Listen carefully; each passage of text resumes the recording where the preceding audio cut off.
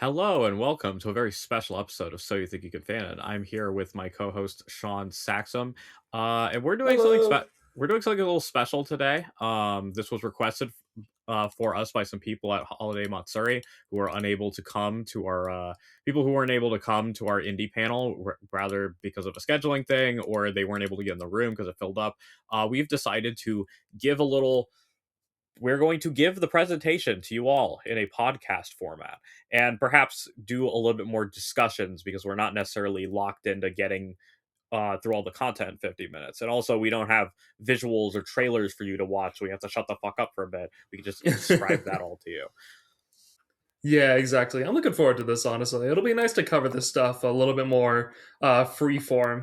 During the actual panel, I noticed I repeated a lot of stuff purely because I had to go through all four slides. So I'm curious to see how this will go. Yeah, so we don't really need to give a background. You know me, Sergio. You know Sean. For They the know me.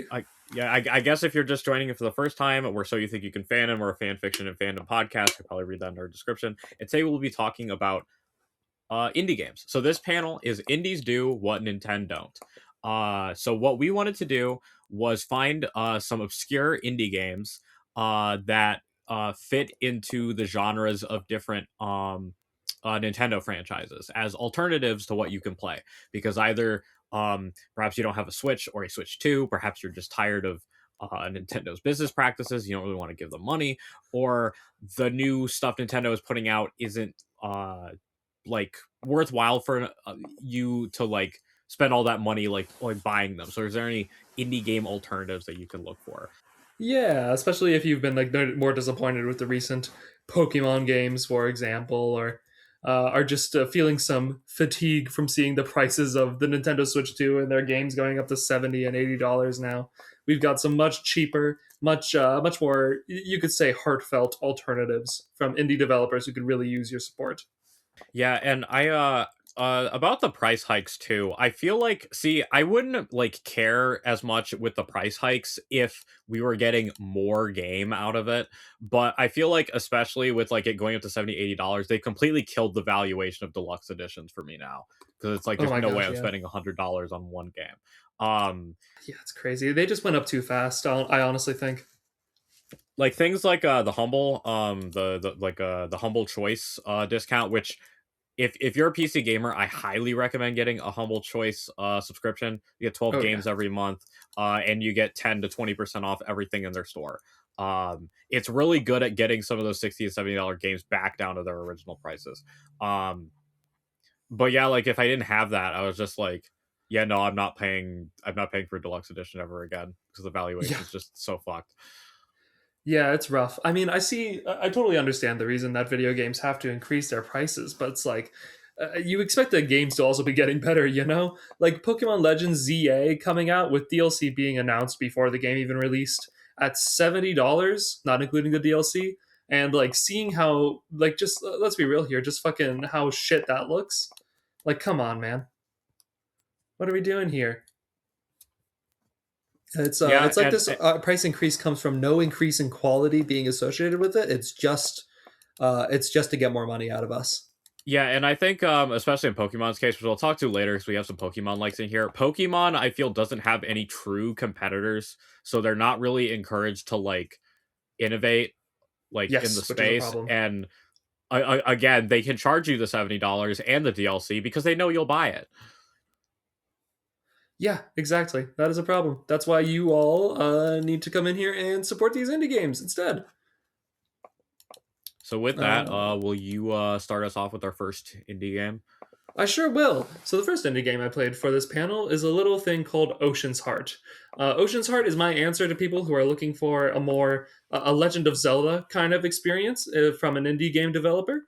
Especially the 2D Zelda games, the ones that are top down, like Link's Awakening, or the ones on the Game Boy Advance, less so Breath of the Wild.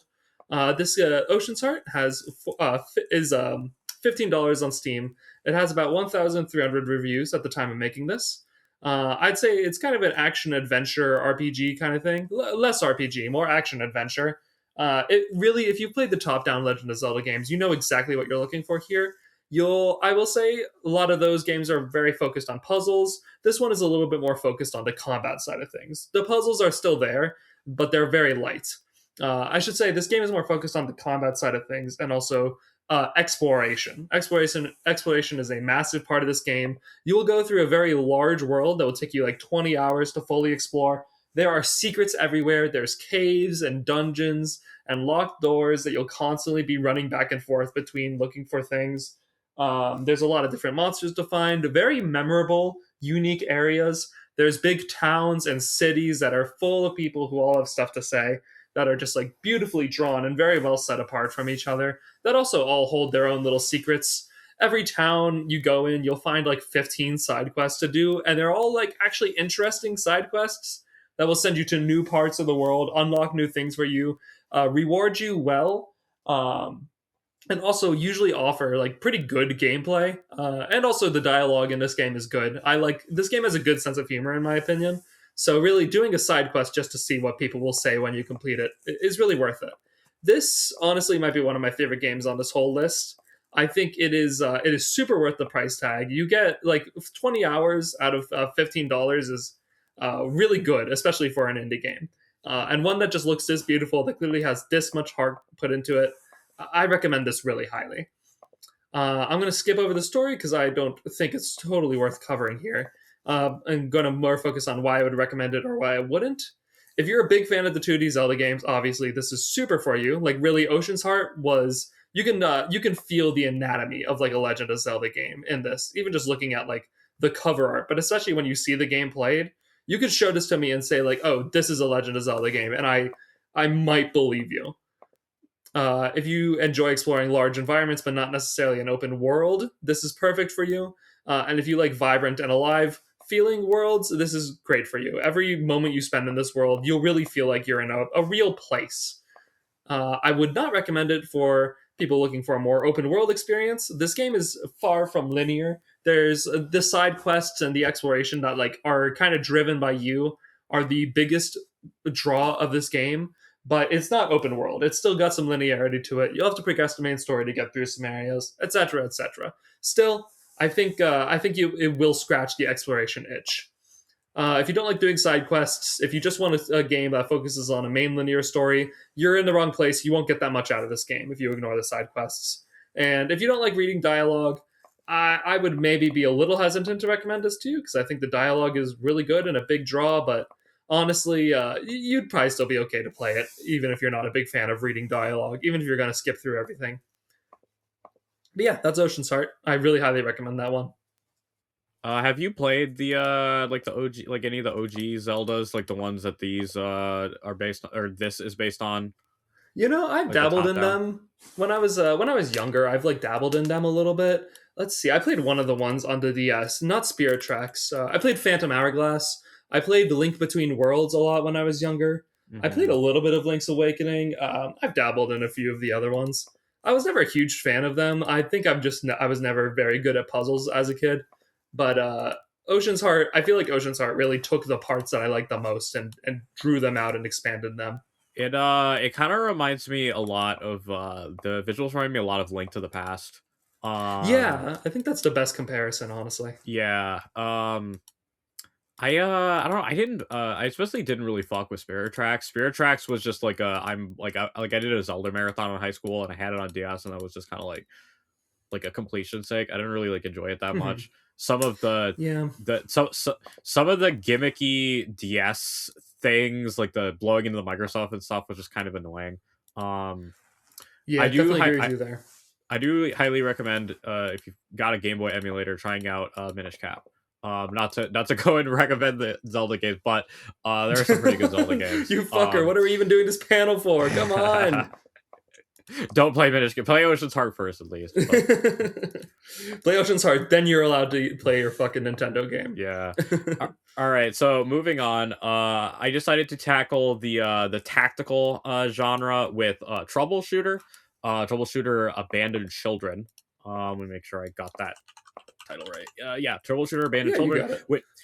Which I have as kind of a Fire Emblem like, but it kind of feels more like an XCOM clone as well, but it's that sort of like tactical RPG. as well as kind of being a drama, especially a K-drama, because it's Troubleshooter is a very interesting case to me because it was the only game I think I got advertised to me in a Facebook ad. Um, and then Wait, you saw apparently, this in a Facebook ad? yes, I was scrolling through my Facebook feed on my phone, and this got recommended to me as a Facebook ad. And That's crazy. I don't know how Matt stumbled it into me, but he saw the main character, not the main character, but the girl on the cover with the red hair, Irene, um, and was like, "Oh yeah, she's a Sergio girl. He would love Troubleshooter." True. I don't really think I fuck with Irene all that much. So far, there's like a goth girl in all black that I would say is more of my type, but that being aside, what is Troubleshooter Abandoned Children? So Troubleshooter is a extremely obscure Korean tactical RPG where you play as what is called a troubleshooter. So you're in like a cyberpunk kind of futuristic city. You are a troubleshooter who's kind of like a private investigator. Think like a shadow runner, somebody who takes odd jobs, handles things that the police aren't able to handle. You all have mystical powers. The main character, Albus Bernstein, which I think has to be one of the worst names I've ever heard for a protagonist since Star Ocean's Edge Maverick. Uh, you've got a sword and I believe some stealth abilities. You meet like I can't remember his name, but he's like a blonde boy with a yellow jacket, and he has like lightning powers. And so you slowly put together your band of scrappy troubleshooters, and you start responding to crimes happening through the city. There is a gang with mystical powers called the Spoonerists, who are kind of shaking up the criminal underworld, and you're trying to get to the bottom of it. This is a game that truly is like sprawling in content. There are some paid DLC expansions. I believe if you look at the season pass, um yes, there is there was a season pass, mostly for the Crimson Crow and White Lion and Black Witch, which are uh expansions that focus on two new troubleshooters that get added to your team. Expand the Interesting. story a little bit. Literally, this game, while it was still like in like before they wrapped up all the content, was updating like every single day. Like these devs were just on it. This game has hundreds of hours of content, and the sheer level of like character customization, because in addition to like everybody's default class, you then have like three subclasses, but also on top of the class customization is the mastery tree system, where you have Mm. areas like basic abilities, support abilities, attack abilities, defense abilities, and masteries for those abilities. And the different abilities that you decide to put in those categories are part of their own individual mastery sets, which give you bonuses. So there are so many different builds that you can create with all the individual characters. On top of, there are like pet raising systems, and there's different like types of crafting. It's honestly a little overwhelming with how much stuff is in it, but it really like rewards you for figuring everything out. And thankfully, because this game has such a small dedicated community, there are plenty of really good Steam guides um, that you can reference while you're going through to make sure that like you're not screwing over your build, as well as at Thank least at God. one point during this game's development, the translation wasn't really all that good. So for any like lingering issues, these guides usually got you covered in sorting those out if there are any still left in the game. I was a late adopter, so I at least didn't notice anything. Um, but I did see in reviews that was one complaint. Uh, the only thing Mm. I wouldn't recommend Troubleshooter is those who have issues with plots revolving cops. Like I wouldn't necessarily say this game is like pro police or it's propaganda, but generally speaking, and I guess like most like video games and fantasy media like have this issue, is just the solution to the violent crime is to throw a fireball at the violent criminals. I'm not going to say these people didn't deserve it. Like the people you find this game are like hurting like innocent people, and they're murderers and shit like that. So you aren't like shooting a guy for like having an ounce of weed, we're not doing that. But sometimes I'm just like, I don't necessarily want to be working with the SWAT teams and shit like that. I kind of wish we were just kind of doing it on our own. I was hoping, because I haven't gotten into the game, I'm hoping they kind of lead more into the mystical aspect, and there's more like creatures and stuff for you to fight, and it's not always just like the gangs. I kind of at least got the impression from the beginning of the game that the gangs were just kind of like the starter thing, and there was like a deeper like evil afoot. But I might be wrong. But even if that's not the case, I find the story to at least be like engaging enough for me to continue. As well as, I wouldn't say to get this game if you really don't like anime tropes. There was a specific review by the RPG Codex I found for this game, because I think this was like the only review I could find from a like a I wouldn't call the RPG Codex a mainstream review site, especially because I think this was the forum that I found the Baldur's Gate anti-woke mod pack on. But the guy That's so who funny. wrote this review, which is titled "Troubleshooter Abandoned Children is like the best goddamn game ever made," consistently bashes anime fans and the anime tropes he perceives that this game has. Which I like. I won't say that this game doesn't have a lot of anime tropes.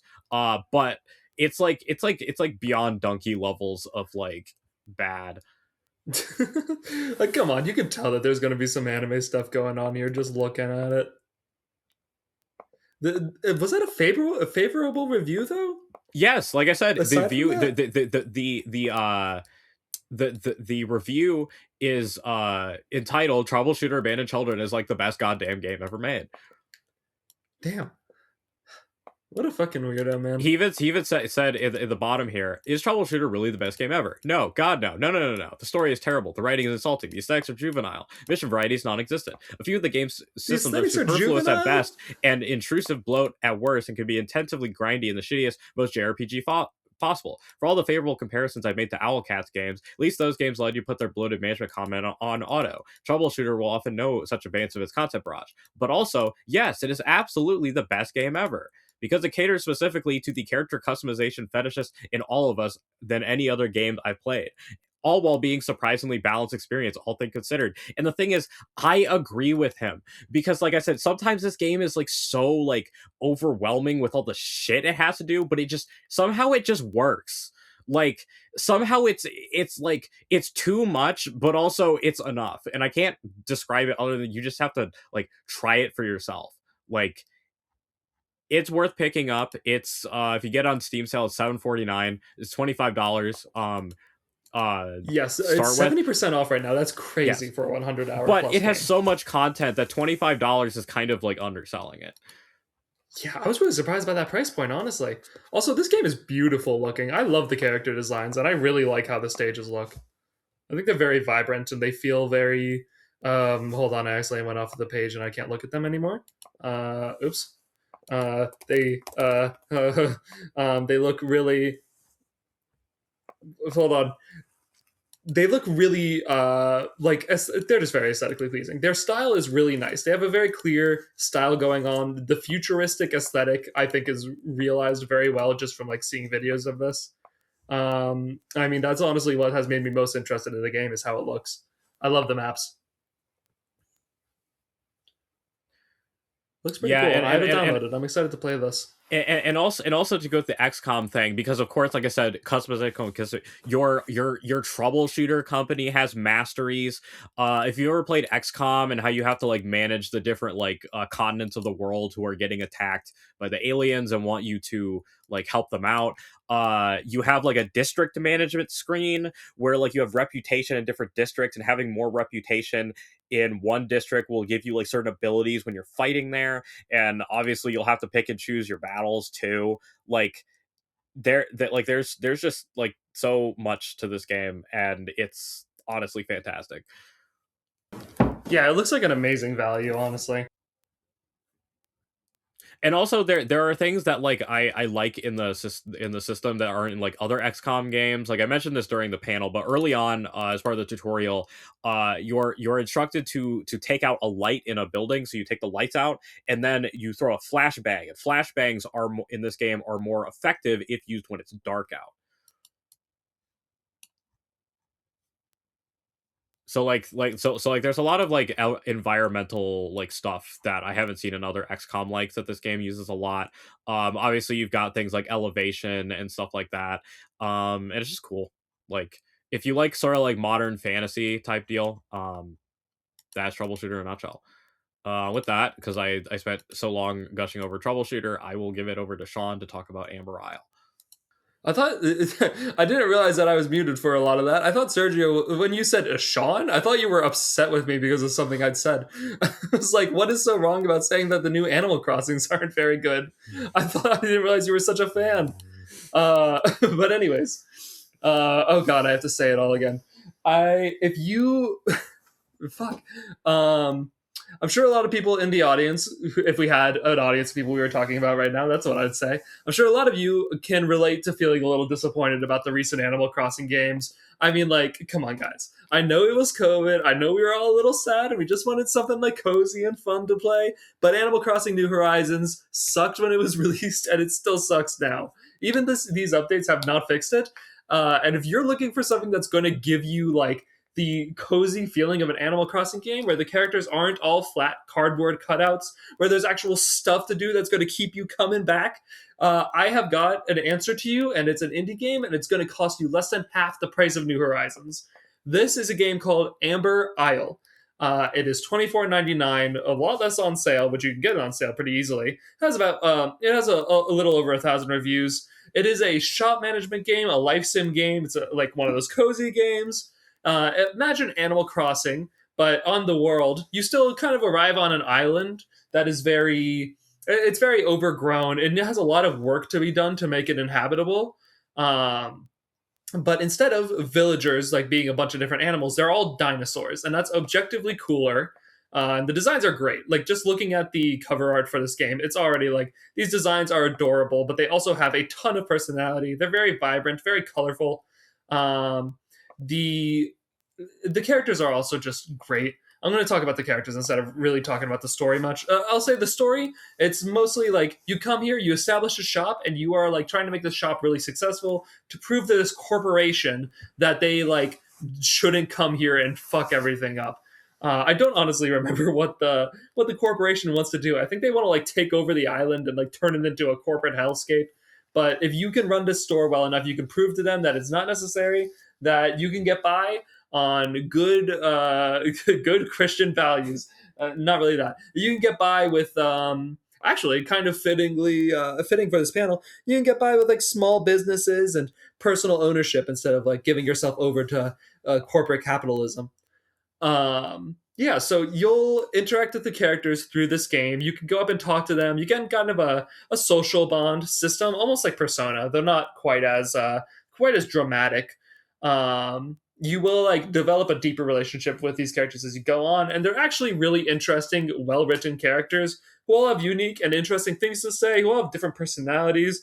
Some of them like you more than others like you. Some of them you actually have to, instead of going up to them and they're all cheery, happy, and would never say a mean thing to you, some of them you actually have to kind of bring around to being your friend. It's like they're actual real people or something like that. Unlike the most recent Animal Crossing games, and even the older Animal Crossing games. Let's be honest with ourselves. The villagers used to be rude, but they were never that rude. And it was always a problem. Amber Isle, I believe, really solves that. The gameplay also will keep you just as entertained. If you ever played Moonlighter, this is very similar. You have a shop that you are running. You will go into that shop, you'll set up your shop floor, you'll put like displays where you want them, you'll put shelves, and you'll place the items yourself. Then you open the store for whenever you want to open a store, you can open it for as long as you want to open it for. And your friends, the other villagers on this island, will come in to buy stuff. As people are coming in to buy stuff, it'll be up to you to keep restocking the shelves, to haggle with people, to clean the floor, and to keep moving things around to keep the shop working well. It's very nice. It's a very nice gameplay loop. I feel it's this wonderful kind of back and forth between very calming, cozy gameplay when you're out on the island, collecting materials, like cleaning things up, talking to your friends, making friends, building things. And then you go into the store and it's a little bit more, there's like a lot more going on. I don't want to say it's stressful because there's no real there's no like stress on you to do this like right. There's no fail state. There's no doing like so bad that you die or something. But it kind of becomes, it's up to you how much you want to how much you want to stress over it, which is great. I personally recommend playing this. I wanted to do as well as I could in the shop at the shop sections. I wanted to optimize it perfectly, and the game really lets you do that. Why I'd recommend it or why I wouldn't. If you're a fan of cozy games, this is for you. If you're a fan of Animal Crossing and you're disappointed by New Horizons, this is really for you. And if you want to sit back and relax a little, I think this game is also for you. I wouldn't really recommend it if you're looking for something super action heavy. Those shop sections they have a lot of stuff going on, but not that much. It's still going to be more relaxed and slow paced than a lot of other action heavy games. If you don't like to read dialogue, you're not going to get a lot out of this. I wouldn't recommend it. And if you're turned away by the presence of a few glitches, honestly, I don't know if this is a fair point to make because I haven't played this game in a while and it's been a bit, and it's been very actively updated. But when I played the game at first, it did have a good amount of glitches in it. Nothing game breaking, just some things that were a little unpolished. Nothing that would turn me away. Nothing that I think makes it not worth its price. But the developers are very active. They are constantly working on the game, constantly pushing out updates. And I really believe if it isn't already, this game will feel a lot more complete very soon. But yeah, that's what I have to say about Amber Isle. I still recommend this game so much. It was such a good time. Yeah, I said this at the panel, but this really feels like what the Dundoko Island minigame in Yakuza 8 was like wanting to be. Yeah, that's a really good comparison, actually. It really is, especially like clearing off the island and cleaning it up to make space for like new decorations and stuff. This game makes that feel a lot more fun. All right, up next is another game that you played. Yes, indeed. So this is my answer to Donkey Kong Country. It's a game called Windswept. This came out very recently. It is $20. It has only 300 reviews, actually a little under 300 reviews. It is, if you've ever played Donkey Kong Country, then Windswept is going to feel really familiar. Like all the other games we've talked about so far are kind of like very similar to the game series they come. Oh, I shouldn't say that. I'm sorry. They're like a good alternative to the game series they come from that like we connected them to because they're similar and they're like the same genre and they hit like some of the same notes and the feelings you want. Windswept is like if Donkey Kong Country got a sequel and it was fucking awesome. It feels just like playing a Donkey Kong Country game. Even looking at the game, if you ever played Donkey Kong Country, you'll immediately recognize it. It is a difficult 2D platformer. You have two characters. You got a duck and a turtle. And you switch between them as you go through stages. They have different platforming abilities. You switch between them on the spot to get through different obstacles. The game slowly gets harder and harder as it goes on. It has a very nice and smooth difficulty curve, but it does get pretty difficult without necessarily being insurmountable. If you're a fan of that Donkey Kong Country type of difficulty, you'll know what I'm talking about if you played the games. Then Windswept is really it's gonna do something for you. That being said, if you're a little worried about the game being too difficult, if you don't love super difficult platformers, don't worry. There may still be something here for you because it is difficult when you start off for sure. But the real difficulty comes later. And also, if you're out there and you're thinking like you want something real tough, then I have very good news for you with this game. Once you complete the main world, not the main world, excuse me. Once you complete the main worlds, like the main story, you will unlock a bonus world that has much more difficult levels. And once you get through that bonus world, you'll unlock another bonus world that has even more difficult levels. And when you beat that bonus world, you'll unlock another bonus world that has even more difficult levels. And they're all of these worlds are packed with stuff. This game is just full of content. It keeps surprising you with just how much there is. And it's also going to keep surprising you with just how tough it gets. I watched a video from a YouTuber called Snowman Gaming about this. He's a guy who's made some Kaizo Mario hacks before and who plays a lot of Kaizo Mario. He compared this, I think very accurately, to feeling kind of like Kaizo Mario in those last few stages where you really have to learn techniques that feel almost unintended just to get through it. You could also compare it to Celeste's B-sides and C-sides with how they expect you to use almost these speed running techniques that you wouldn't expect to be something intended, which I think is really cool. Why I'd recommend it or why I wouldn't. If you like Donkey Kong Country, you have to play this.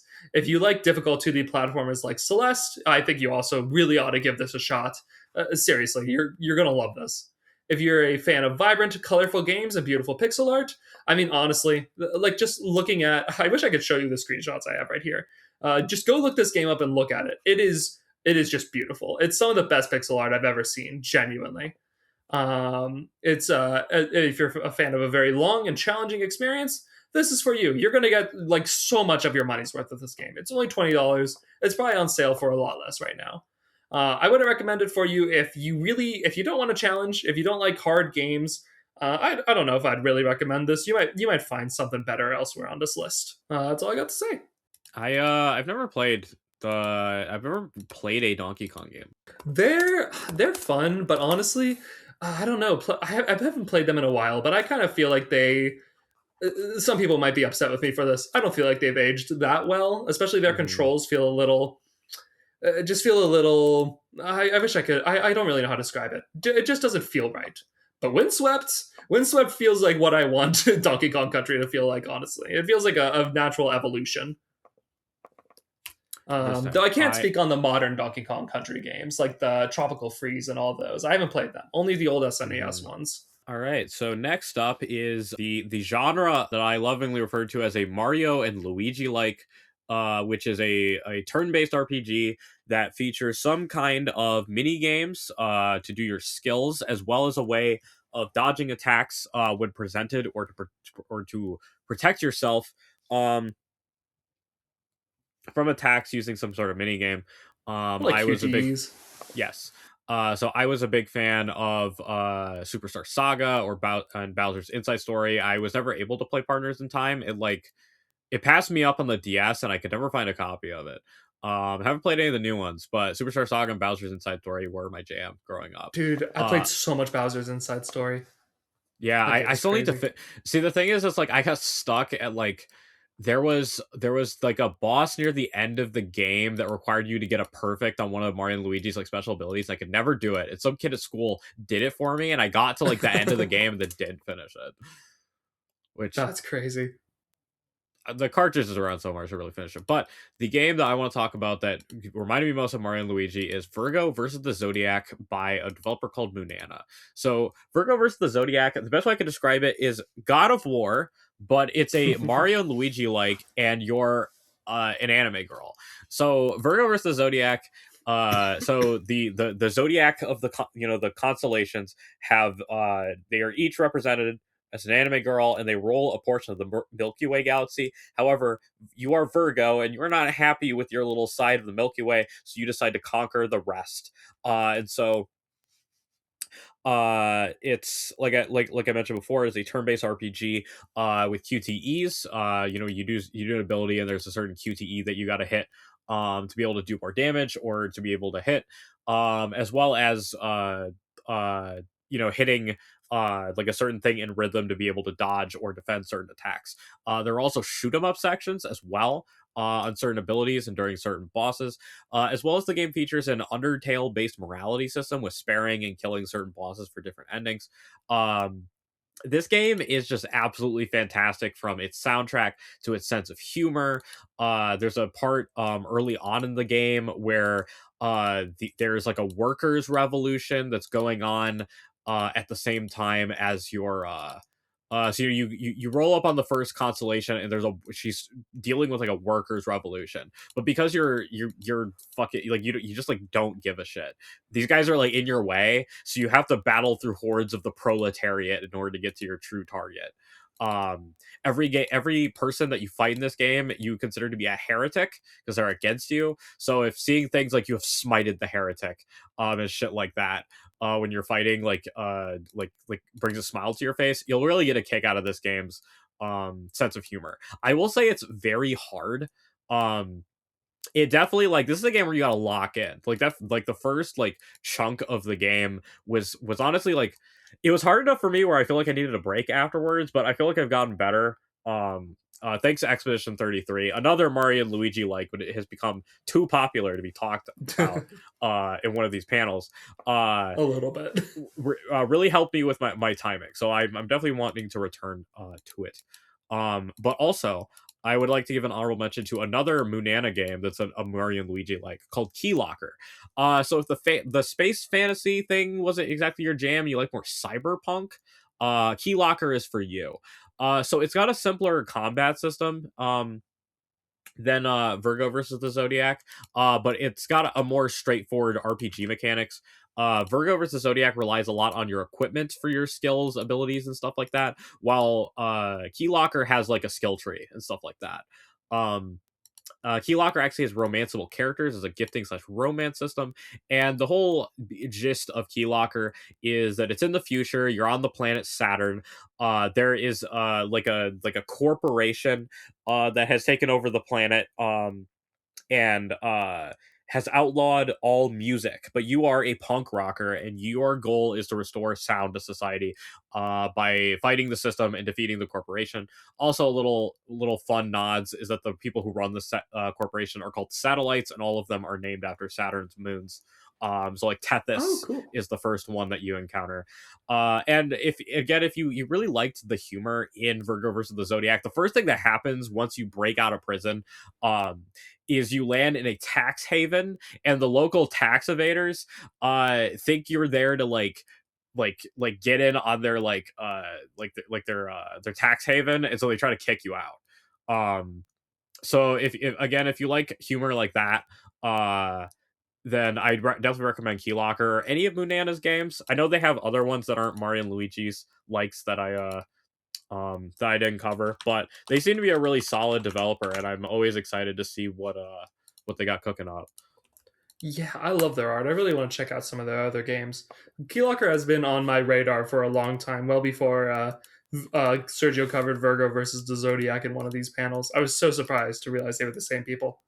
Yeah, they have a game called Osteoblasts, which looks like a more straightforward turn-based RPG. It's kind of giving me Mother vibes by how the system looks. It's a skeletal RPG by skeletons and for skeletons. Uh, Awesome. they have a new game coming out called The Clowned King, which looks like it's based on like Brazilian culture, and it Ooh. looks more similar to Final Fantasy Tactics. Yeah, this looks really beautiful too. Damn, how do they pump these things out, man? No clue. I know it's one dev named Nana. I don't know if they have a team or not. Well, they have a like a go to composer, I guess. Hmm. And They I must have was at least somewhat seeing of a in team. the credits, the opening credits for Key Locker, that they had a pretty like good music team working on it, as you kind of need to in a game that's about music. Definitely. Oh, they also have a Bullet Heaven too called Necromorphosis. I haven't played that one. Yeah, Necromorphosis only has 14 reviews. We should give this a shot. Yeah, and also if you want more Virgo versus the Zodiac action, there is a spin-off about the gingerbread band character called Ginger's Letter to Santa. Oh, cool. I didn't know that was the same universe. Neat. All right, and with that, you have the next game. I will give you the talking stick. Yeah, so my next game is Cavern of Dreams. I originally had this as my answer to like Super Mario 64. My friends, the fellow podcasters, suggested it's a little more similar to Banjo Kazooie and Donkey Kong 64. So I'm going to say more. If you're a fan of Banjo Kazooie, Donkey Kong 64, 3D platformers, collectathons, I think Cavern of Dreams is really going to scratch an itch for you. But I will also say Cavern of Dreams is definitely does things and definitely feels unlike anything else you would have found on like a lot of older games, especially Nintendo games. Cavern of Dreams is a 3D platformer collectathon. It has an N64 style. The graphics are like purposefully very polygonal and blocky, but in a way that's very aesthetically pleasing. It feels very nostalgic to play. It is $12.99. It has a little over 1,000 reviews, and I really highly recommend this one. I think what's really special, I'll talk about the story first. So the story of Cavern of Dreams is pretty simple, very similar to the other simple like stories of old 3D platformers. You know, there's an evil little guy. You're a little dragon, and there's some evil little asshole who took all your eggs, which are like your brothers and sisters, and not your eggs, but eggs that were like from your litter. Is that the term for that? Litter, Biology yeah. man? Okay, yeah, that's right. So you need to go and find them. Your eggs have been scattered around. You got to go save them. Got to go save your brothers and sisters. Those are your like collectibles. There's 40 of them scattered throughout 40 different worlds. Plus 40 different worlds. 4 different worlds. plus a hub world. And as you find them, you will take them back to the hub world, and every time you reach certain milestones, you'll get new abilities to use to explore. So, like in one, you'll be able to do a double jump, or you'll get to get a roll, or be able to breathe fire, stuff like that. But it is also made so within each level, which is eight eggs each, plus a bunch in the hub world, you will be able to get through it no matter what. Like when if you are able to get to that world, like if you're able to get enough eggs to unlock that world, you will be like you are guaranteed to have all the movement abilities you need to get every egg. So it's like once you enter a stage, you know you will not have to leave until you have every egg, which is very nice. You can leave to go get a new ability if you get enough eggs for it, and it'll probably make it easier to get the other eggs, but you don't have to. I think that was a very good design decision. Um, yeah, the I think what really drew me to this game is the aesthetics, though. If you go and look it up, you'll see exactly what I'm talking about. It feels very dreamlike. The name Cavern of Dreams is definitely well earned. The worlds are all they have a very distinct color identity. They have these really mystical feeling hues, these like pastel gradients, these visuals that feel just very, I don't know, it's hard to describe it as anything but dreamlike, even though I sound a little redundant saying that. You'll meet characters who also feel very surreal and fantastical, but all while being very, although you won't spend a ton of time with these characters or talk to them much, you really get an idea of who they are. And you can collect little like cards in this game as a secondary objective. You like encyclopedia cards, I think they're called, to give you a little more information on the different characters and monsters you'll find, and learn a little about the world. You can kind of piece a lot of things together. It's not like this is Dark Souls level lore, but I think what's here is really interesting and nice and cute. And you kind of realize how everyone connects together a little bit throughout all these worlds. This game is really nice. I loved every moment I had with it. It's very short and sweet, but for that price tag, I think it's worth it. If you like 3D platformers, if you're a fan of N64 styled stuff, if you like that old polygonal style, I think this is for you. If you like surreal stuff, I think you'd really love this. If you're looking for a shorter experience, you'll enjoy this. Yeah, and if you're I would say I wouldn't really recommend this for like people who are looking for a more challenging platforming experience. It's got some bits in it that can be a little hard, but not particularly difficult. There's not a big punishment for dying, really. Um, there is like you can. I would say the most challenging part of the platforming is maybe trying to do some like skipping things or trying to do like precise platforming to get to an area you're not supposed to be at yet, which the game does let you do a little. But that's really, you have to make your own challenge if you want the challenge. I guess the last world does get kind of difficult in some places, but never so difficult that I would call it difficult. And if you're looking for a serious and grounded experience, I wouldn't recommend this. You're going to enjoy Cavern of Dreams the most if like you think of it like it's a dream and you enjoy it that way.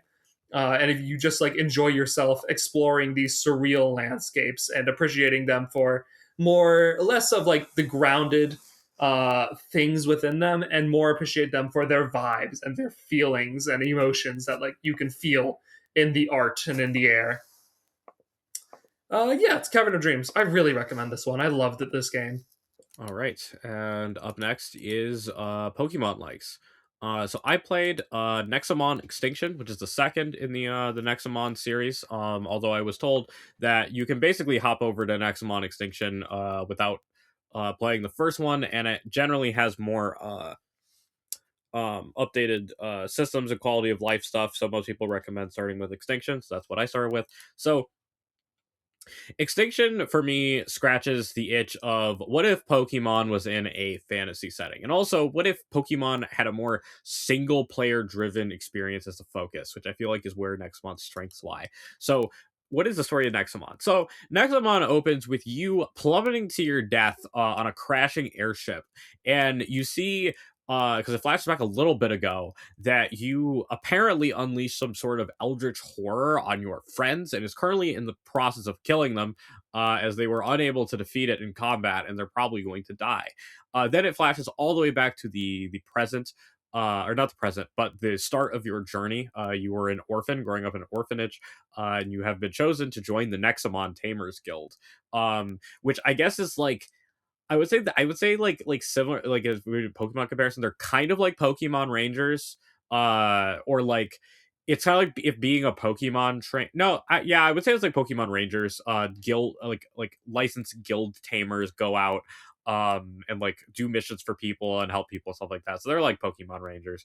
Um, Hmm. However, there's a bit of something going on afoot in the world. There are these tyrants, which are like powerful, like dragon Nexamon that have been stirring up trouble. There appears to be some sort of evil team that is looking to capture a tyrant for their own usage, as well as there is a mysterious woman who like she like communicate like it's one of those things where like time stops and she is the only one you can see and communicate with. Um, and you meet her later on and she's like, you are not to tell anybody that we were talking, and we will catch up later. Ooh. So there's some good narrative hooks to the story. As for the gameplay, the best way I can describe it is this Pokemon, but then I'll describe what's different this time around. So when you catch a Nexamon, the percentage is actually told to you up front, and you get a detailed breakdown of like the like what is contributing to it, because you can feed Nexamon food. If you feed them the right food, has a better chance of capturing it. If they've got a status effect, if they are how much their health that you've knocked down is contributing to it, as well as similar to the myth of like holding down the B button or the A button or whatever combination of buttons will help you catch the Pokemon. There's a QTE minigame that you play that'll give you a better chance to catch the Nexamon. As well as PP is shared across all moves, so every Nexamon has a stamina bar that all the PP or sorry, all the moves are pulling from. As well as wild Pokemon and trainer levels will scale with you. You can go to basically any area from the start of the game, and you can kind of tackle things like in any order. Like clearly, there's a campaign and a story for you to follow. But if you want to like go to like you know one of the what would be like the end game areas and get some Nexamon there, you can do that.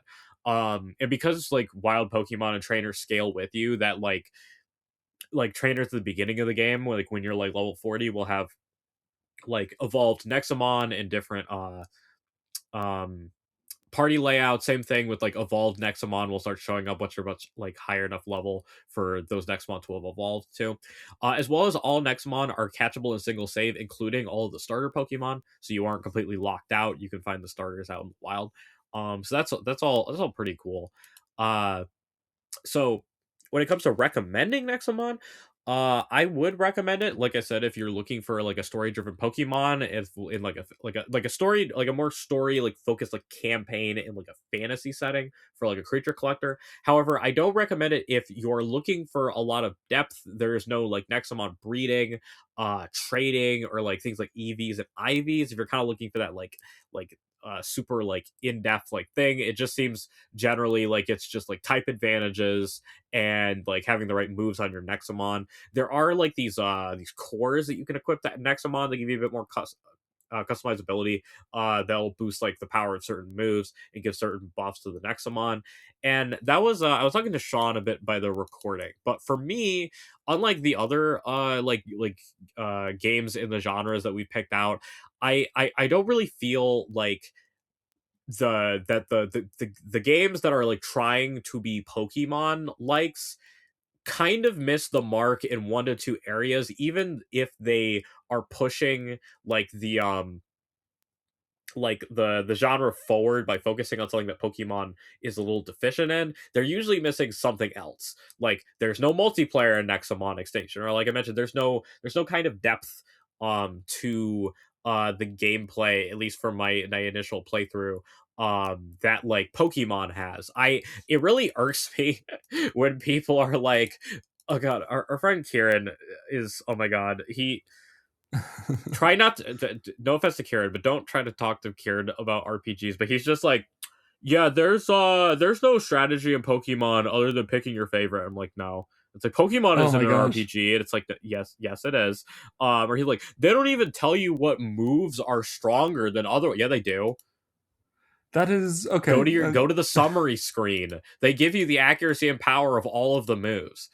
Come on, man. I could understand that even when I was fucking 7 years old. Yes. Ugh. That's such a frustrating opinion. I don't even like Pokemon that much, but good God, come on, give me more credit I than will that. argue one of my issues with Pokemon at the moment is that it doesn't challenge you in the single player aspect to engage in its like deeper systems and like some of like the like the options it puts like on like for you.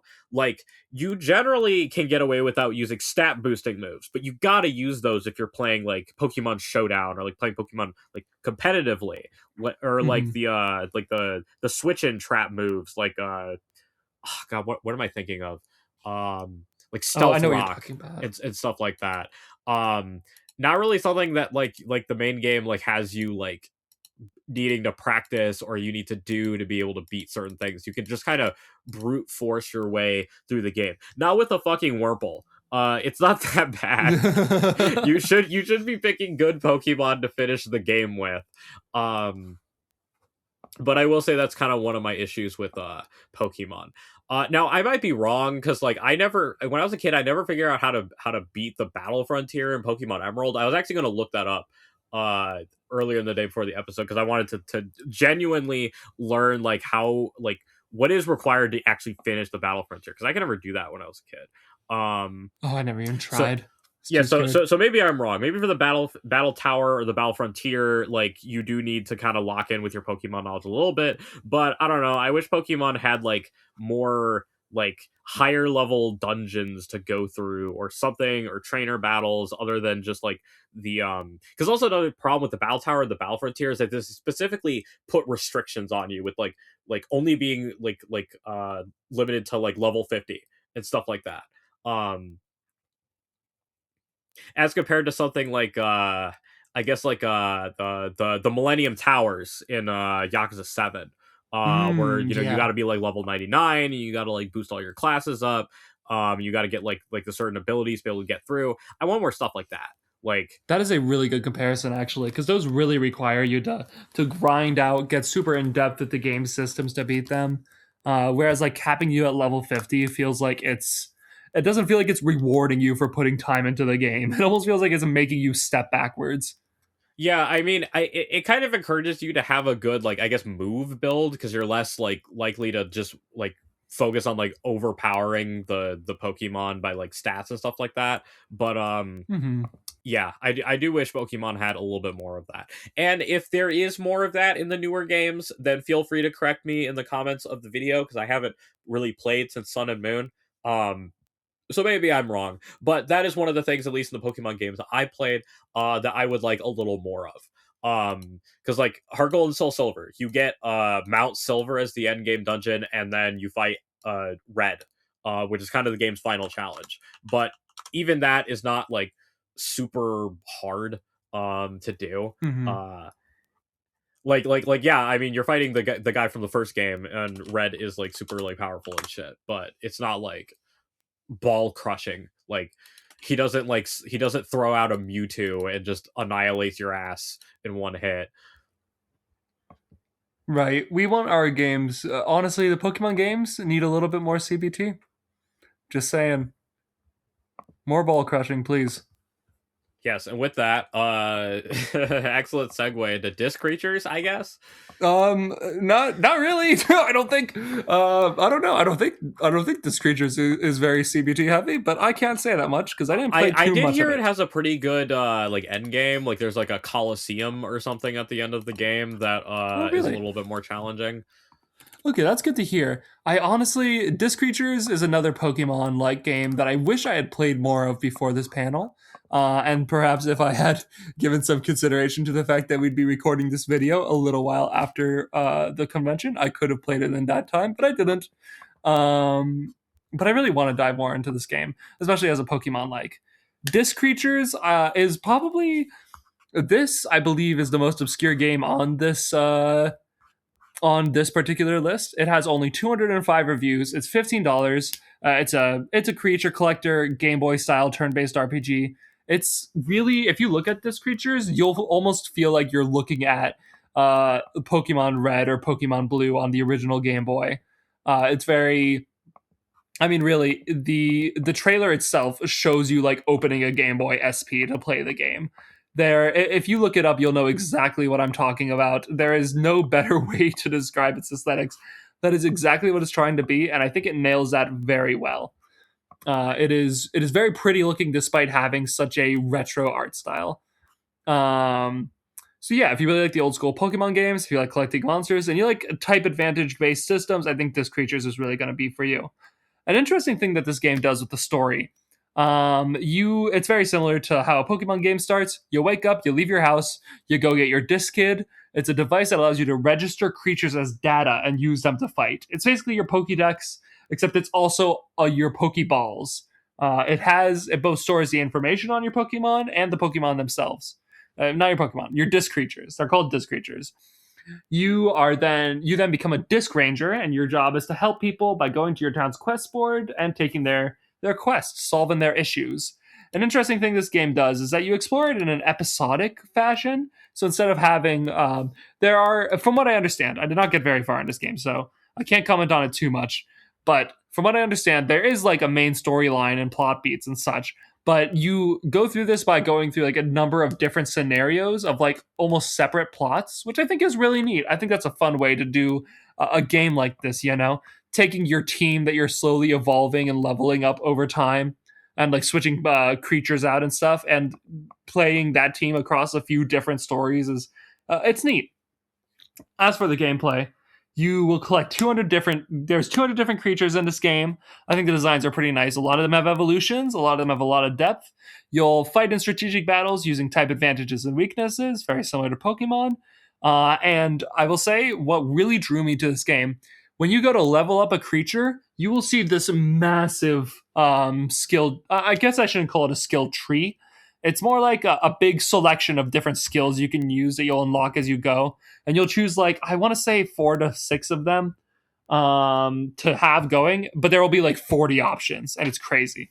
They're not all just moves you can learn. A lot of them are moves, but a lot of them are also like stat boosts or different little like changes or buffs that'll affect how you use that creature and how they fit onto your team. I'm a really big fan of that. I saw this and I was really like, the amount of strategy and complexity in this game feels like infinite. I think there's really a lot here if you're looking for a game with like a lot of depth in the system. If you're disappointed by Pokemon's like by Pokemon not really making you explore, like Pokemon has a lot of depth to it, right?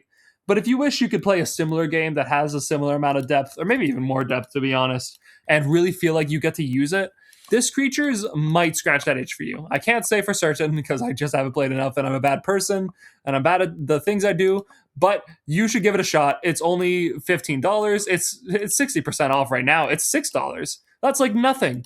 It was published by the same publisher that did Bug Fables, so that's cool. Not the same developer, but still, this game only has 200 reviews, and I really recommend playing games that are that obscure because we could really be sitting on some fucking gold here. I'd recommend this if you're a fan of classic Pokemon style combat, heavy amounts of strategizing, building parties and characters in an RPG fashion. If that's like one of your favorite parts of an RPG, this is for you. And if you're disappointed with modern Pokemon titles, if you want to return to the old school, Disc Creatures might do it for you. I wouldn't really recommend it if you're looking for an action-heavy or fast experience. The game, it really feels like a Game Boy game, which I think is both a strong suit and maybe a weakness to some people. I think the way it emulates the Game Boy experience is really something that I like, that I think is good and cool, but it may be frustratingly slow at points. And if you don't enjoy the retro graphics of the Game Boy era, then you might not love looking at this game. Yeah, that's Disc Creatures. I really recommend you give it a shot. You're not going to spend a lot of money on this, but you're going to get a lot of content out of it. All right, up next is our Earthbound likes, and I'm going to start with a controversial poll, but I recommend that you don't turn off the episode and you just hear me out, and that is going to be Yick 1.5, referred to as the nameless psychosis. So, all right, hot take. My hot take is that the original Yick, in my opinion, was a very flawed game, but good.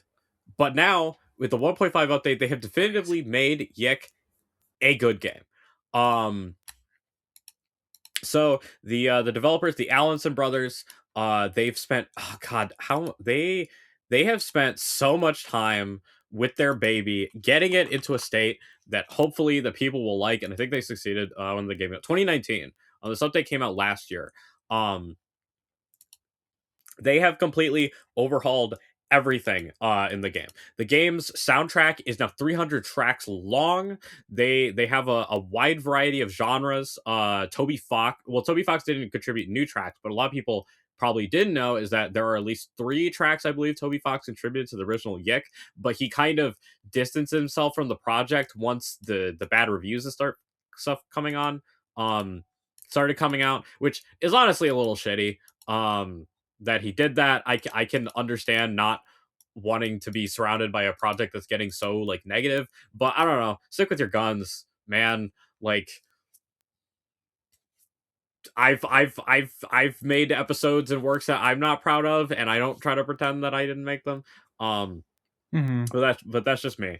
Um, the combat system has been completely redone. Rather than the sort of like Mario and Luigi minigame type combat that they started with, there's now a unique battle system that I haven't seen anything else called the Carta system. So everybody, including enemies and you, come equipped with these cards called Carta, and you can either choose to sacrifice the Carta to either like give yourself like a big buff or a heal, or like an attack. Or you keep them on yourself and they give you passive buffs. And when you attack people, you attack their Carta, and the goal is to destroy their Carta. Once you're out of Carta, once you attack an enemy, you start bleeding. And as like the ATB part progresses, you start taking chip damage. So the combat system turns into this kind of like ebb and flow where you're trying to like slowly bleed out your opponents and also stop yourself from bleeding out as well. And blood also kind of plays a factor in the new mine dungeon. So the previous way of leveling up is you'd tediously go down these hallways and put points into doors, and it was super slow. Now you have the mine dungeon is a legitimate dungeon that you can explore around and use the movement abilities that you get through getting through the game to unlock more Carta. And also upgrade those Carta. You can now just level up by talking to an NPC, as well as finding blood bags, which is how you upgrade said Carta. And kind of the message is that Alex, in his delusions, is slowly but surely consuming his own life force to be able to play out the adventure that he's seeing in his head. Now for the story, the cumbersome monologues that people complained about in the game have now been recontextualized. Instead, Alex is like at like a comedy club, and he is recanting his story to the audience, which I feel like makes these monologues feel more natural. However, in some portions of the game, because I will say, for better or for worse, they didn't cut anything out. It really feels like they're like forcing it in some places. It doesn't exactly feel natural with how much it's cutting to the comedy club segments for them to get all the um what do you call it, The dialogue. yeah, the dialogue out. But there are the presentation has been massively improved. There are in-engine cutscenes. Now there's new characters inserted. There's a whole new side plot going around with a character called the Nameless Child, who is kind of alluded to in the base game. Both the main character Alex and another party member Rory have a sister who's absent throughout the story. However, you are kind of going through a mystery that they might actually be one in the same person. And the Nameless Child is going through purgatory trying to figure out who she is. And they do some interesting things with the Nameless Child's gameplay. There's a lot of like fixed camera Resident Evil type gameplay with her. So all that being said, I think it's a really cool like surrealist postmodern game. It is a game that requires like it's the kind of what I like in a story where like like it takes me like a bit like after like I've like seen it to like comprehend everything that happened in it. Not that it was like convoluted or something, but it's like it's one of those games that makes you think about like its themes and like what exactly happened. um Mm-hmm. and I like that a lot. Um, Yeah, love to see that. and I also feel like a lot of the the issues with people not getting this game is not realizing that the main character is an unreliable narrator from the get-go. Your experience, I feel, will be better is that you are to not trust anything that Alex is thinking or saying, or any of the events that are being presented to you, because he is, like I said, an unreliable narrator. He is the villain of his own story, and if you go into that game knowing that, I feel like that will be a lot more enjoyable for you, because I feel like a lot of people are going, oh, this is just like a power fantasy for Alex. No. Alex's power fantasy is everybody's fucking problem. That is the main conflict of the story. As well as, this is not a game that I feel like you can like a lot of people tried to play this as a streamer game, and I feel like that's what made people not like really get this game, because this is a game that you need to like focus on. It's not exactly something you can play like, especially if you're trying to like enjoy it and like interact with it. A game that you can play with like a chat, or like you're going to be distracted. This is definitely a game that you should be playing just on your own. Not to say that people couldn't get like entertainment out of you playing it, but I feel like a lot of times when I would watch a video on it, of somebody who's negative on it, it's because they missed something, because they're talking to their chat, or I hate something that. came up with somebody they were playing. That is the worst, man. So yeah, all that being said, I definitely recommend Yick for those who thought that the original was brought down by some of its issues, or if you like surreal postmodern stories, or games with just like a bopping soundtrack or trippy visuals. However, I will say that if you absolutely 100% despised Y2K, and you didn't think that like any of this that I said, like if that doesn't if you don't think that's gonna sell you on the game, or like you're like, oh man, I wish they cut out all of that cringy dialogue, it's still in there. So I feel like the recontextualization helps a lot. So it's one of those, it's the toss up. If you just legitimately aren't going to like this game, I don't think the update is going to help. But for those who haven't played it, or perhaps wished it was a little bit better, then this update is for you. And if I don't sell you on it, you can just take a look at the Steam reviews on how this game went from a negative to a positive almost overnight with the update. Yeah, I honestly I have not played this game yet, but from what Sergio's told me and what I've seen, especially these new graphics, I am super interested. I mean, I always kind of jumped on the Yick bandwagon back when it was before this big update, but I really plan to give it another shot, and I think you all should too. It looks like a really unique game now. No, really much more interesting game. Yeah, and I remember, I can't remember what the article I found, but I always found the controversy to be a bit weird, but I managed to find an article. I don't remember what it was. But it was like it was like making the case for Yick or something like that. Where people were kind of talking about how there seemed to be this like almost kind of targeted campaign against it in some ways. Like a lot of things got blown out of proportion, like the quote, a quote that gets thrown around a lot, which was, my mistake was thinking that video games are art, is a quote that is put towards the developer.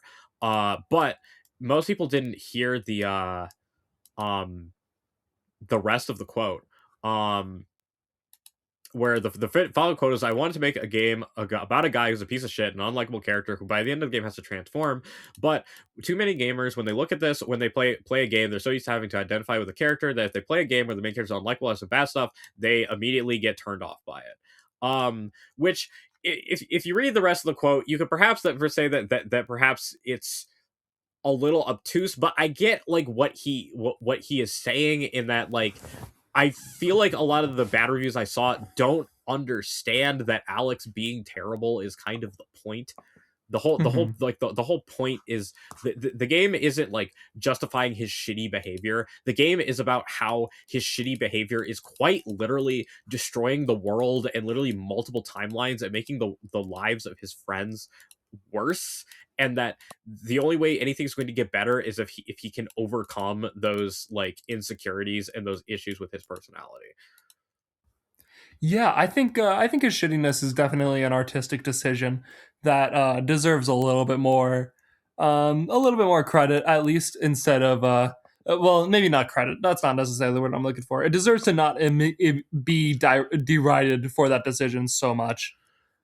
Like I know one thing that people would complain about is there's a scene, the famous golden alpaca scene, um where what's it called, it was fixed pre 1.5, but basically the crux of the issue is that the one of their companions, Rory, has the gang looking for his sister down in the sewer, but similar to Alex, Rory is kind of an unreliable narrator, and his sister had unfortunately jumped off a bridge prior to the game's events, um and he was still holding on to the hope that she was down in the sewer somewhere, and he almost gets the gang killed. And Alex, faced with the fact that his friend is currently grappling with his sister's death and his own depression, is more concerned with the fact that he almost got killed, and he basically screams like, Rory, I don't fucking give a shit. You just tried to kill us. And everybody rightfully admonishes that they need to be, or admonishes Alex for the fact that they need to be tending to Rory's fragile mental state and not like his own personal hangups of, oh yeah, Rory just got us killed. And everybody rightfully stops talking to Alex after this happens, and he has to go home, and he realizes that he fucked up, and you have to go around and apologize to everybody to get everybody back on the team. And people are like, yeah, they just let Alex get away with that. No, he doesn't get away with it. That's not. We played two different. We read two different stories. That the game is not saying Alex was right for doing that. He is in the wrong, and he gets punished for it. Right, yeah. I think this also feels like one of those games where not enough people actually played it and gave it a shot before jumping on the hate bandwagon. Which I think a lot of us are guilty of. Yeah, I definitely feel a lot of people who say Yick is a bad game is haven't actually played it. Yeah, which is a shame. All right, that's enough about Yick, though. You can move on to your Earthbound Light. Oh my god, this guy won't fucking shut up about Yick. Just joking. No, this has actually been a huge problem with Sergio. He keeps talking about Yick. Okay, I also had an Earthbound like I wanted to bring to the table in case you don't want to play fucking Yick. No, I actually really recommend Yick, especially with this new update. It looks really cool. But I also want to recommend to you, if you're looking for an experience that's really going to bring you back to the days of Mother and Earthbound, there's this game called Jimmy and the Pulsating Mass that I think you should check out. Jimmy and the Pulsating Mass is $15, has 500 reviews on Steam. It is it's a JRPG, I guess. I don't. Is that accurate? It's more of an RPG maker game than anything else. If you played like Off or Undertale or Deltarune or other RPG maker games, you kind of know what you're getting into here. It is a turn-based RPG, and it has heavy horror elements. If you like the Mother games, Jimmy and the Pulsating Mass, you're gonna feel right at home. Like, it's almost uncanny how similar it is in all of its ways. The combat, the story, the characters, it is all extremely Earthbound. Though I'd say it takes it a little further into horror direction, a little further than what Earthbound goes to. So the story, you play as Jimmy, you're a kid, and you're an empath. You're so empathetic, in fact, that you can turn into other creatures by being empathetic to them. You explore this insane, weird, wacky, and often very scary world to save your family and hold them together. You actually specifically go into your mind, into your dream world, to Jimmy's dream world, I should say, and explore it to save your family members individually, who become your party members, while you're being stalked by the Pulsating Mass. You'll encounter a lot of really weird things, monsters, creatures, and people that you'll have to fight and get past. You will the gameplay. I'll start talking about the gameplay here. Very interesting. So I mentioned the empath thing. you can literally turn into other creatures, and you add them almost to a database of different creatures you can turn into by thinking about being that creature. So in the overworld, you'll use this to like solve some abilities. Like you'll transform into a big slime ball to fit into like a grate, for example, like a sewer grate. But you can also use these in battle to get different moves, and each form has a different skill tree. I'm sorry, I shouldn't call it skill tree. It's more linear progression. Each one has like a linear progression that you'll level up as you use the form in battle. They all have different kind of move sets and different strategies that revolve around them that'll help both you and your like party members to form different strategies and ways of dealing with different opponents. It's very interesting. I will say during the turn-based battles, you can actually switch your form anytime without like costing a move. So like when you get to your move, if you are the slime guy and you want to turn into like the bully empath form, you can just do that and you'll still have your turn, which I think adds a ton of strategy and possibility to this, unlike other games where if you turn into a new form that eats up your entire move and basically makes it so turning to a new form is not a viable option.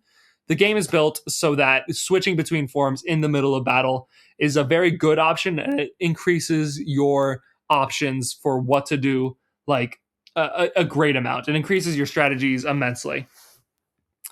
Yeah, I think you should honestly. This is another game where I'd say you should look it up, check out what it looks like, and I think you'll immediately feel the Earthbound and Mother inspiration just dripping out of it.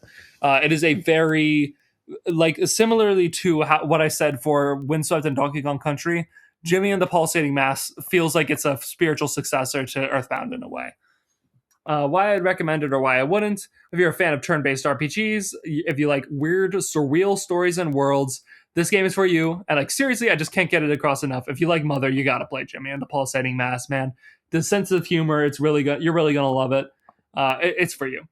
I wouldn't recommend it if you don't like surreal stuff, if you don't like reading a lot of text, and if you don't like slow-paced, turn-based combat, you might be turned away by this. I'll also say, similar to the Mother games, it does have those random encounters on the overworld, which can get a little bit, I don't know, can get a little fatiguing, especially, not fatiguing, a little tiring if you're the kind of person who plays these games a lot.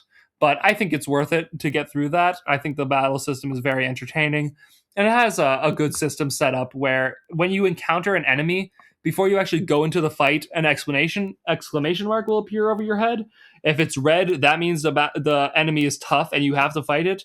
If it's green, you can press a button and skip the encounter because green means like you're powerful enough that you would defeat it very easily. So you don't have to fight it, which I think is nice. Instead of like there being an item that you equip that makes it so you skip like weaker fights or like a repel like Pokemon, it gives you like the in moment choice for whether or not to do the fight if you're powerful enough. Yeah, that's about all I have to say about Jimmy and the Pulsating Mass. I didn't get super far in this game either, but I plan to, and I really recommend it.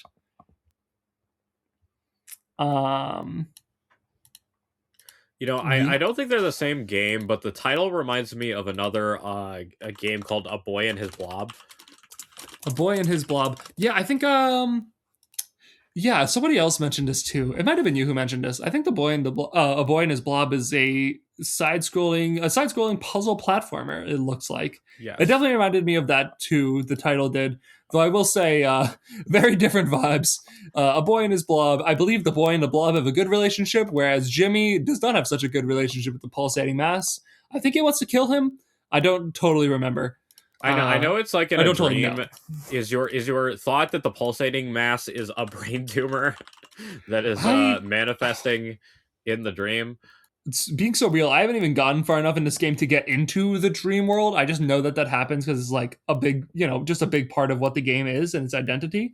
I don't know, but that was like my first thought without seeing much is like, does Jimmy have cancer and he has to fight a brain tumor like to solve it? I don't know. That would make a lot of sense to me. If I got through this whole game and it never tells you what the Pulsating Mass is, that would be my first guess for sure.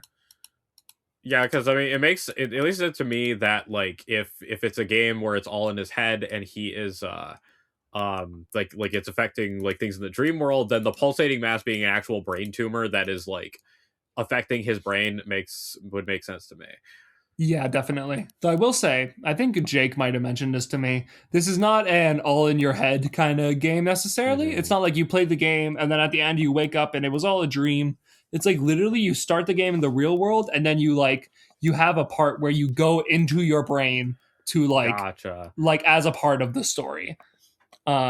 Which I think is very different. I think it's a lot Hmm. more a lot less I think there's kind of something to be said about all in your head kind of stories Yeah. being a little a little cheap at times. This game Yeah. is not that. I especially hate the fucking fan theories about like kid shows where it's like it was all in their head. It wasn't real. It's like you have no fucking whimsy, dude. Ugh, it's like, yeah, Ash Ketchum was in a coma the whole time. It's like, what are you doing for like Yeah, anyone with like this? Like, what's the fucking point, man? Just let me have the fucking electric rat or whatever. yeah. All right. Dude, the disc ranger was in a coma the whole time. The disc creatures were never real. I was gonna say with both the setup of Disc Creatures and Nexamon, I think they were both Pokemon Ranger fans. Maybe what we need is another Pokemon Ranger game. I'm sure Phoenix Dude, is beating his chest right now thinking about that. dude, I am too. I loved Pokemon Ranger. I That was also like love Pokemon Ranger. second to Pokemon Mystery Dungeon. That is probably my favorite. That is my favorite, okay, second favorite alright. Pokemon spin-off game.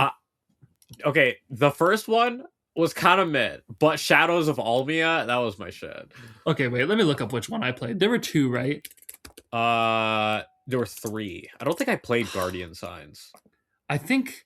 No, I guess I think I played the original. Yeah, I don't know. I liked it. I mean, I was also a little kid. I always wanted Shadow of Almia as a kid. It's Never got it. very difficult. There's a lot more quality of life things in Shadows of Almia compared to the first one.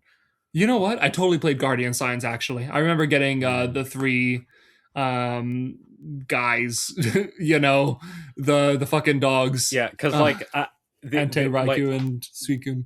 like, cause like in I don't know how it is in Guardians, but Shadow of Almia, the Pokemon have like a health bar that like when you you start doing circles, it starts filling up their bar, and then like when you stop, you get like a little window before it starts going down.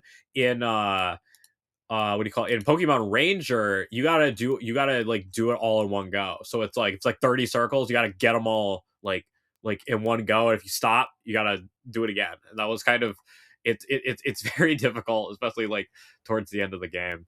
Oh my gosh, yeah. That honestly sounds familiar. Now I don't know what of these fucking games I played because that sounds so familiar. Maybe I played two, but damn, I do remember them being so difficult. I have a really specific memory of playing this at like a dinner with my grandpa, and he like when I went to the bathroom, he opened my DS and pretended to play it, and he made me lose my battle with Suicune, and I was so mad when I came back. Dude, I was so pissed. I didn't talk to him for the rest of the vacation. Yeah. Yeah, I mean, regardless of which one it was, I really enjoy Pokemon Ranger, and I wish I would make more of them. Yeah, we need a And Pokemon there's also no Ranger Pokemon Ranger likes out there either. Did we ever try to look? I don't think we did, but I Pokemon. can't think of there are any games that are like Pokemon Ranger. Where I'm not seeing any. Not seeing anyone giving me a good. I'm not seeing any good results from looking it up. Oh, fucking Eternity: The Last Unicorn. What is this website? That's come on, Borderlands 3. Borderlands 3. What is this recommendation? That's crazy. At least try. Okay, this must be like an auto-generated list. Yeah. Yeah, I don't know, man. Yume Nikki, come on. Are we trying here? There has to be something. Yeah, what I need game where I draw a circle around creature. This one says Mario Hoops 3-on-3. What are we doing? The AI overview is telling me Okami. It's like Pokemon. I saw Okami too. Like, what is going on? Maybe, I don't know. I guess there is something to be said about this. Probably would not be as fun with like a mouse as opposed to the stylus or your finger. Yeah. But maybe there's a mobile game that's like doing it that I don't know about. But yeah, we need fucking Nexamon, Power World Ranger, or some shit. Just let me draw fucking circles around my Scrimblows. dude, please. Oh, I think I heard I wonder if anybody made like a ROM hack for Pokemon Ranger. No one has made a Pokemon ROM hack that uses the assets for Pokemon. That's not what I'm talking about. Okay, well, there's ones about Pokemon Rangers, but not actual Pokemon Ranger hacks. That's a shame, man. Yeah, it doesn't look like anybody made any tools. There's just not any interest in making one, I guess. Yeah. Well, one day we can hope. We'll keep an eye out. If anyone knows anything, please let us know. Please contact us. I'll give you Sergio's phone number in a moment. You can call him and tell him about it. I have our email. Anyways, your last game, Spiritfall. Yeah, Spiritfall. So if you're a fan of Smash Bros, especially 3D, or not 3D, sorry. If you're a fan of platform fighters, general platform fighting games, but especially Smash Bros, and I spent specifically Brawl for this one, Spiritfall is going to offer you something very interesting. So if you played Brawl, and you were like me, and as a kid, you loved Subspace Emissary, or like, not as a kid, but like you played that game and you're like, holy fucking shit, like it's all the Mario, and like Zelda and whatever characters, and then there's Sonic there, and it's so cool. You're using the platform fighter moveset to move through a world and fight like enemies instead of just fighting another player. You played that and you've never had anything else like it, then Spiritfall is for you. Spiritfall is a roguelite action game where you have like a platform fighter type moveset to use as you go through stages and fight enemies. It's very cool. I've never seen anyone else do this, and I absolutely loved it. As someone who's played a lot of Smash Bros, I felt so at home immediately getting into this, and it just feels so good to use these moves against like NPC enemies instead of like other people like I'm used to. I can't believe how well it translates. This game is $20 on Steam. It has 1,600 reviews. It reminded me a lot of Hades and Dead Cells. In a way, like kind of the roguelite elements of Hades, and the like level design of Dead Cells a little bit, and also like the action platforming elements of Dead Cell. I don't know if you'd really call that a platforming necessarily, but you get what I mean. And then also the map. When you play the game, you'll like go into the. You'll like start in like a hub world. You'll get some upgrades based on what you got in your last run. Then you'll go out into the world and start a run. You'll open up a map and you'll have a few choices for where you want to go. You clear a room, you'll get 3 more choices for where to go, and like you keep going down a path, choosing different things based on the build you're trying to make and like the stuff you want to bring home to upgrade in the hub world for future runs. Very similar to Slay the Spire. I'm going to skip over the story because I think it's honestly kind of one of the weaker points of this game. The gameplay is really where it's at. If what I've already told you about the gameplay sounds fun at all, then this game was made for you. Like the whole thesis of this game is that it is a roguelite platform fighter, which is just such a cool combination. To go into a little bit more depth, there's 10 weapons, and you'll use them to fight through 5 different zones. Every zone has a boss that's unique from the other ones that offer like a unique challenge. And you'll have to use the abilities of the weapon you chose. You have to use your mastery of that weapon and also the abilities you gained throughout the run that you have used to build your character in a very Hades style way, I will say. Very Hades reminiscent, the way you build your character. You have to use those to defeat the different bosses and try to get to the end and defeat the final boss of each run. You'll choose different boons from the spirits in the game to make your loadouts each run. This is like really what's similar to Hades, is like you'll defeat a room of enemies and then a god, like almost a god, will give you its blessing. A big part of this game is definitely the roguelite elements. There's like tons of different materials you use to like upgrade your weapons, upgrade yourself, get different like bonuses to different things, different modifiers for different strategies. And you'll also, once you defeat the game once, you'll get an option to impose these different modifiers and challenges on yourself for future runs, which is also very similar to Hades. And I enjoy that. The game will be like, you'll need to get to the end kind of 5 times to beat the game, like fully. And you'll have to do it with more and more challenges and modifiers every time. So it'll give you the option of what modifiers and challenges you want to try and accomplish every run. Why I'd recommend it or why I wouldn't. If you like platform fighters and you're looking for a single player experience, this game was made for you. Like, you seriously ought to give this a try. I had a great time with it. If you're a fan of Smash Bros.'s story modes, especially Subspace Emissary, this is for you. If you like roguelite style progression, this game is for you. I wouldn't recommend it if you're looking for deep stories or characters. I feel like, especially when you compare it to a game like Hades, this game is really missing some juice in that area. I never found the story interesting. I found the characters to be a bit flat and plain. Yeah, that's really the only thing. This game is very it's very gameplay focused. You should come here for the gameplay more than anything else, which I think is also kind of synonymous with the roguelite genre anyways. Like, you play Dead Cells or Slay the Spire, you're not there for the story, you're there for the gameplay. Spiritfall is the same way. Yeah, that's about all I have to say about Spiritfall. I like that game, very cool. I think we actually had a little something else on the platform fighter bandwagon. If you want to talk about it briefly, Sergio. Yes. Give me a second. My browser is messing up. Slap City. So Slap City is a Smash Brothers platform fighter-esque game from the developers. What is the developer? It is Ludosity. So it's a Smash Brothers like game featuring characters from the Ludosity cinematic universe. So it'll do Princess Remedy in a World of Hurt. And at least those are the characters that I recognize that are in the game, but I'm sure there are more.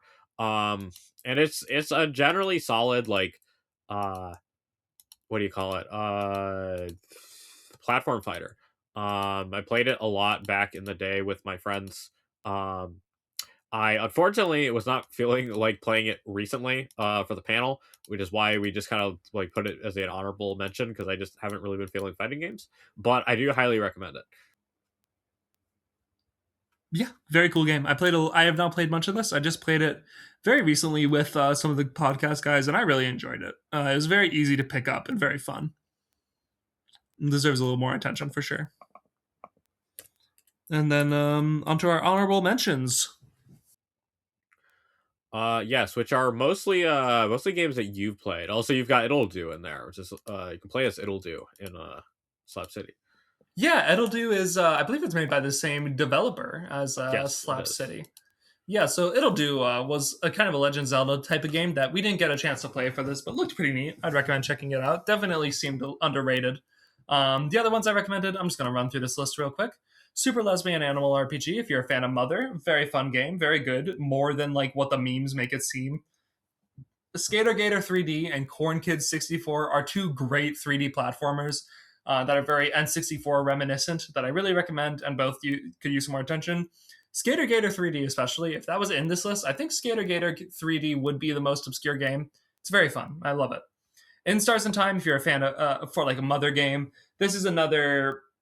In Stars in Time, I would say is very comparable to a game like Undertale or Deltarune. It is one of my favorite games of all time. It is a great turn-based RPG with a beautiful pixel art style and an amazing story that'll really stick with you. If you're gonna, honestly, that is my most recommended game from this entire presentation. But it didn't fit well enough into this to put it in any slots. And also, it's too popular because last time I brought it up, everybody in the room knew what it was, even though it has like 1,000 Steam reviews. And nobody knew what Troubleshooter was, even though it has 3 times the Steam reviews, and I'm not bitter about that at all. Then 2 more Pokemon likes that we didn't really get to play. Koromon. This looked pretty cool. Looked like it didn't have a lot of Steam reviews. Heard good things about it. Monster Sanctuary. I actually have played Monster Sanctuary a long time ago. Love Monster Sanctuary. It's just a little too popular for this. Bug Fables for Paper Mario. That's also like super popular, but it's also it's one of those games that's clearly trying to be a spiritual successor to a great Nintendo franchise. Bug Fables is really worth checking out. And It'll Do is at the end there, and I already mentioned that. So yeah, that's where we're at. All right, and with that, we come to the end of the panel. Gaming. I feel like we should take some time to, I guess, reflect on, I guess, like what you thought of this panel, and running it. I definitely know I got some critique from Matt and Kai. We definitely need to have more, what do you call it? Communication on the videos.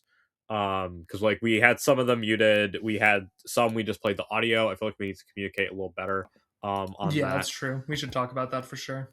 I especially think that for Kai, and I guess for a general thing, is we probably should put like an epilepsy warning at the beginning of the panel. It's not something that I think about because I don't really see people doing that a lot, but we do have a friend in Kai who has epilepsy, and I was definitely not thinking about that going through the The picking up videos videos. for this panel. We should put them in front of specific. We should put an epilepsy warning in front of the specific videos that require them. I think we should watch them like with that in mind, because some of them need it more than others. We can also get Kai's opinion on that, or maybe the friend group's opinion in general, instead of showing the epileptic person something that might give him a seizure, to ask if it would give him a seizure or not. Now that I think about it, but you know what I mean. Yes, I do know what you mean. But yeah, we'll definitely talk about that more next time. We could talk a little bit about. Let's see. I'll talk about some criticism I got. I think some of the games I chose are like really faithful, like spiritual successors to the game series we talked about. Actually, almost all of them, except for specifically Cavern of Dreams. Matt and Jake pointed out that Cavern of Dreams is a lot less like Super Mario 64 and a lot more like Banjo-Kazooie or Donkey Kong 64, which I think is very accurate. I don't associate Banjo-Kazooie as much with Nintendo, and I don't think Donkey Kong 64 is really I don't know if you could even really call that a franchise of Nintendo. Like, obviously Donkey Kong, but Donkey Kong 64 was much of it was like a one-time spin-off game. But I think those are a much better comparison. I also think if I were to run this panel again, I'd just replace Cavern of Dreams with something more directly comparable to a Nintendo game, because I kind of just put that as like, oh, Cavern of Dreams, it's an N64 style 3D platformer. That's like Super Mario 64, sure. Like a 3D Mario game, you know? But I can definitely do better there. There's also more obscure 3D platformers that I could put here. Definitely something I would change if we do this theme again. Yeah, something else we could talk about. We have some other ideas for future themes for this panel. I like the idea of constantly like doing different themes and to get different indie games in here. I think that's fun. Yeah. One thing that I was thinking about, I haven't brought this up to you yet, Sergio, but I'll just throw it out there now. There's a big strike, a big boycott of Xbox right now because Microsoft is doing some fucked up shit. I don't want to get into it right now when we're right at the end of this and I need to shit, but you should look up the Xbox boycott, check that out, and maybe consider some indie games that are similar to Xbox games instead of buying Xbox games right now. See, I feel like that's harder because I feel like the studios under the Xbox like games, like I guess like the Xbox Game Studios like banner are like they're less like I guess like unique. Yeah. They're very also. It's also a lot harder to make. They're way more AAA games. You know, it's kind of hard for an indie game studio to make something comparable. Like I don't think I need to tell people like what first person shooter you could play instead of like Halo. That is true. It's very true. Well, you could definitely say something about a lot of like indie first person shooters that don't get a lot of attention, but it still doesn't feel like a great. That doesn't feel like as good as in much of an interesting comparison as like the Nintendo games are really. Yeah, especially because like Xbox doesn't have like a whole lot of games that are coming out. At least like that. Like I guess like they aren't like publishing like obviously Gears of War and Halo have had very limited releases. It's not like we're getting more Psychonauts or like South of Midnight was a very solid I guess I consider it like a AA game. It definitely was more indie, even though it was published by Xbox Game Studios. I guess like Forza likes or something like an alternative Fable. I feel like there's not a lot there to do as compared to Nintendo. It's not nearly as interesting. That's very true. I would still recommend the audience definitely check out that boycott and check out how you can contribute to it because I think it's a very good cause. No, I stopped paying for game. I stopped paying for Game Pass and was forced to actually purchase my games. Oh yeah, dude, man, Game Pass used to be such a good deal when they upped that price. Yeah. There were two other ideas we had for future incarnations of this. I can't remember what they were. Unique mechanics. Yes. Oh gosh, I have some cool games for that right now, man. I'm excited to. I really like that idea. We got to think of a better way to brand it, but like indie games with unique mechanics, or that are like you play them and the gameplay is very different from a lot of other games that are doing something like really special. I got a few games in that I've downloaded right now that I think will fit that bill very well. And then wasn't there one more? Oh yeah, we also someone brought up the idea. One of our people brought up the idea of doing like dead franchises, indie games that are like similar to popular AAA franchises that aren't going anymore. That would be interesting. I like that. I wonder if there's a game like Infamous. I really miss Infamous. Liked Infamous. I played Infamous First Light a lot when I was a kid. Right? It wasn't. Yeah, no, it was First Light. I loved that game. I was just talking to my cousin about it today. I wonder if there is a game like that. F-Zero would also be another good example that came to my mind. Oh, yeah. But yeah, we'll definitely talk about that. Those are both really good ideas. I'm excited to see. Every time I think about this fact, it makes me violently angry. I remember I read an article saying that Sony canceled an Infamous prototype crossover game in favor of Concord. That sucks. Oh my god, that really sucks. Wow, goddamn. That's like my personal 9/11. Dude, like if that game came out when I was like 14, dude, that would be like all I was fucking talking about. Like, dude, that's the worst thing in the world. Infamous was such a cool series. Yeah, Prototype as well. I wish we'd get another Prototype.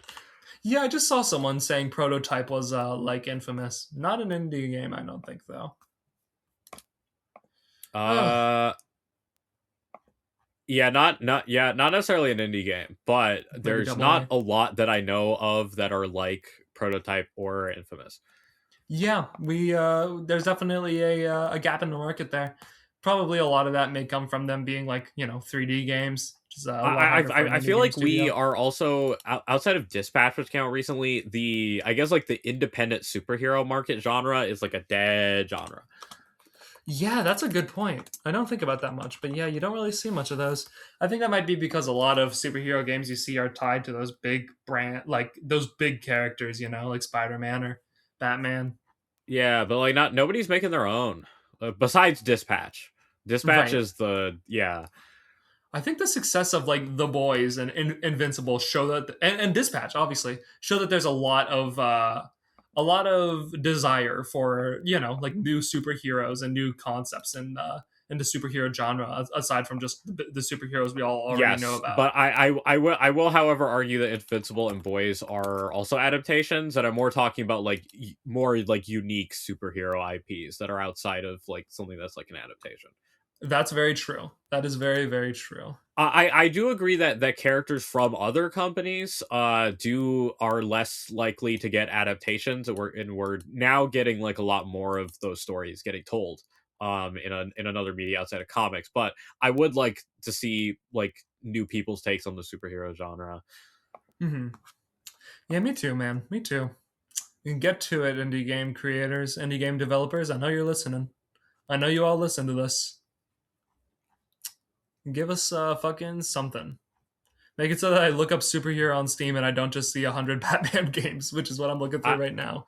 And superhero cats.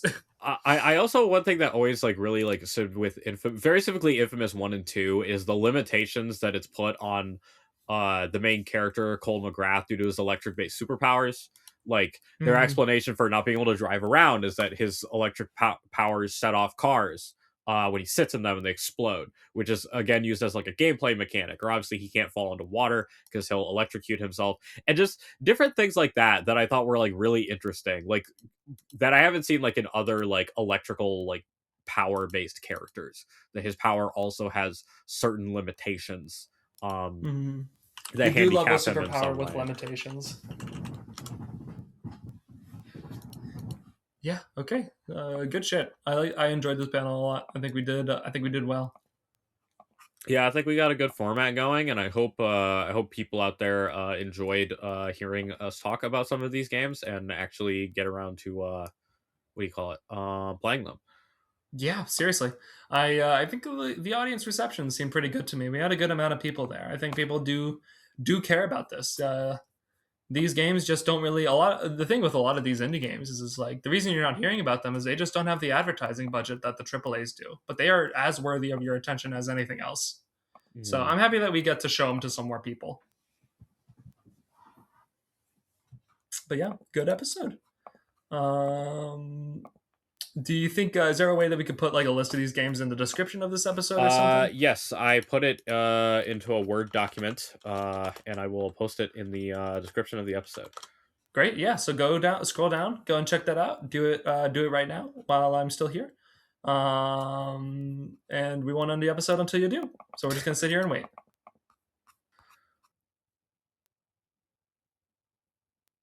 The period of waiting has ended. Yes, you're out of time. We're launching a missile towards your location. We'll see you guys later.